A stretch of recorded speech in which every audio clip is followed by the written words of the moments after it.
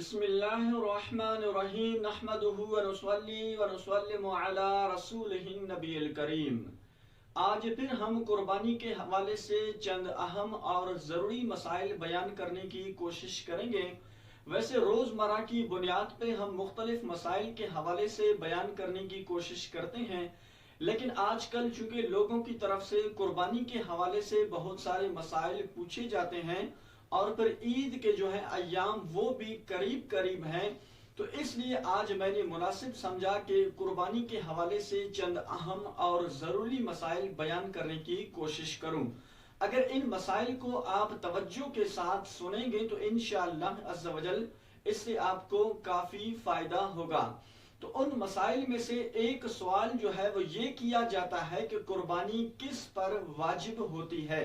यानी कि किस सूरत में बंदा कुर्बानी ना करे तो इस सूरत में वो बंदा गुनाहगार होगा। और फिर बाज़ लोग ये सवाल करते हैं कि अगर कोई शख्स जो है वो अपनी तरफ से कुर्बानी कर ले और अपने वालिदैन की तरफ से कुर्बानी ना करे तो आया कि इस सूरत में उसकी कुर्बानी होगी या नहीं होगी, और फिर इस सूरत में उस पर क्या लाजिम आएगा। इसी तरह फिर बाज लोग जो है वो अपने मरहूमीन की तरफ से कुर्बानी करते हैं, अपने रिश्तेदारों की तरफ से, मरहूम रिश्तेदारों की तरफ से कुर्बानी करते हैं और अपनी कुर्बानी नहीं करते, तो आया कि ये अमल उनका दुरुस्त है या दुरुस्त नहीं है।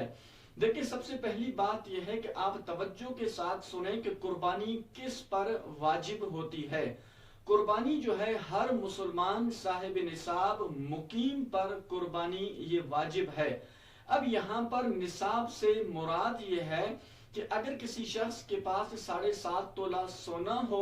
या फिर 52.5 तोला चांदी हो, अगर किसी के पास 52.5 तोला चांदी नहीं है तो इस सूरत में हाजत असलिया से जायद जो है वो उतनी मालियत का मालिक हो जिसकी रकम जो है वो 52.5 तोला चांदी के बराबर पहुंच जाए। तो अब यहाँ जो है आप अपने अपने शहरों में ये मालूम करवा सकते हैं कि चांदी का तोला कितने में आजकल मिल रहा है, तो फिर उसी मुनासिबत से, उसी हिसाब से आप 52.5 तोला चांदी की रकम जो है जितनी बन रही है वो हिसाब कर लें। अगर उतनी रकम का कोई शख्स मालिक है हाजत असलिया से, तो इस सूरत में उस पर कुर्बानी जो है वो वाजिब होगी, और अगर इस सूरत में वो कुर्बानी ना करे तो वो बंदा गुनाहगार होगा। इसी तरह फिर बाज लोग ये सवाल करते हैं कि अगर हम अपनी तरफ से कुर्बानी कर लें और वालिदैन की तरफ से, माँ बाप की तरफ से कुर्बानी ना करें तो आया कि इस सूरत में हमारी कुर्बानी होगी या नहीं होगी, और आया कि इस सूरत में हम गुनाहगार होंगे या गुनाहगार नहीं होंगे। देखें, अभी जो मसला मैंने बयान किया कि कुर्बानी जो है वो किस पर वाजिब होती है। अगर आप जो है वो साहिब निसाब हैं, यानी अल्लाह ने सिर्फ आपको मालो दौलत से नवाजा है और कुर्बानी का जो निसाब है उस निसाब का मालिक आप हैं, तो इस सूरत में आप पर ही कुर्बानी वाजिब है। और आपके वालिदैन अगर साहिब निसाब नहीं है, आपके वालिदैन के पास माल नहीं है, तो इस सूरत में जो है वालिदैन पर कुर्बानी वाजिब नहीं है, सिर्फ आप पर कुर्बानी ये वाजिब होगी। तो इस सूरत में आप अपनी वाजिब कुर्बानी अदा करेंगे। और अगर अल्लाह ने आपको इतनी जो है वो मालो दौलत से नवाजा है कि अगर आप अपनी वाजिब कुर्बानी भी अदा करेंगे और मजीद जो है वो इतनी गुंजाइश आपके पास है कि आप अपने वालिदैन की तरफ से भी कुर्बानी कर लें, तो ये सआदत की बात है, सवाब का काम है। लेकिन जो है वालिदैन अगर साहिब निसाब नहीं है तो इस सूरत में उन पर कुर्बानी ये वाजिब नहीं है, सिर्फ आप अपनी वाजिब कुर्बानी अदा करें तो आपकी कुर्बानी होगी, इस सूरत में आप गुनाहगार नहीं होंगे। इसी तरह फिर बाज लोग जो है अगर सिर्फ मरहूमीन की तरफ से या अपने मरहूम वालिदैन की तरफ से कुर्बानी करते हैं और अपना वाजिब जो है वो कुर्बानी अदा नहीं करते, तो इस सूरत में तो आप गुनाहगार होंगे। इसलिए कि कुर्बानी जो है वो आप पर वाजिब है, आप साहिब निसाब हैं, आप पर पहले ये लाजिम और जरूरी है कि आप पहले जो है वो अपनी कुर्बानी अदा करें। उसके बाद अगर आपके पास इतनी गुंजाइश है कि अल्लाह ने आपको मालो दौलत से नवाजा है,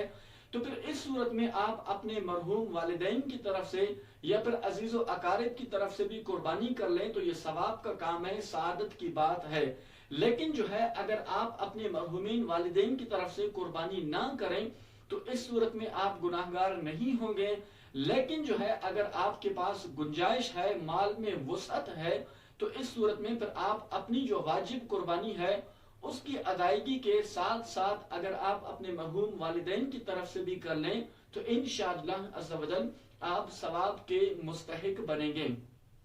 और फिर कुर्बानी का निसाब मैंने बयान कर दिया है। कुर्बानी के निसाब और ज़कात के निसाब में सिर्फ थोड़ा सा फर्क है। ज़कात के निसाब में यह है कि अगर आपके पास माल है तो फिर इस सूरत में उस माल पर साल का गुजरना ये शर्त है, यानी कि आप साहिब निसाब हो गए तो अब इस सूरत में उस माल पर साल गुजर जाए तब जो है उस माल पर ज़कात वाजिब होगी। लेकिन कुर्बानी के निसाब पर साल का गुजरना ये शर्त नहीं है, बल्कि कुर्बानी के जो दिन हैं, कुर्बानी के ये अय्याम हैं, यानी कि 10, 11 और 12 ज़ुल्हिज्जा, अगर इन अय्याम में भी कोई शख्स जो है वो साहिब निसाब हो गया तो अब इस सूरत में भी उस पर कुर्बानी जो है वो वाजिब होगी। ज़कात के निसाब और कुर्बानी के निसाब में सिर्फ यही फर्क है कि कुर्बानी के निसाब में साल का और ज़कात के निसाब में साल का गुजरना ये शर्त है, लेकिन कुर्बानी के निसाब में साल का गुजरना ये शर्त नहीं है। अगर कोई कुर्बानी के अय्याम में भी साहिब निसाब हुआ तो अब भी इस सूरत में उस पर कुर्बानी ये वाजिब है। अल्लाह करीम जल्ल जलालहू की पाक बारगाह में दुआ है कि मालिक करीम हम सबको दीनी मसाइल सीखने की तौफीक अता फरमाए। व आखिर दावाना अनिल हम्दुलिल्लाहि रब्बिल आलमीन।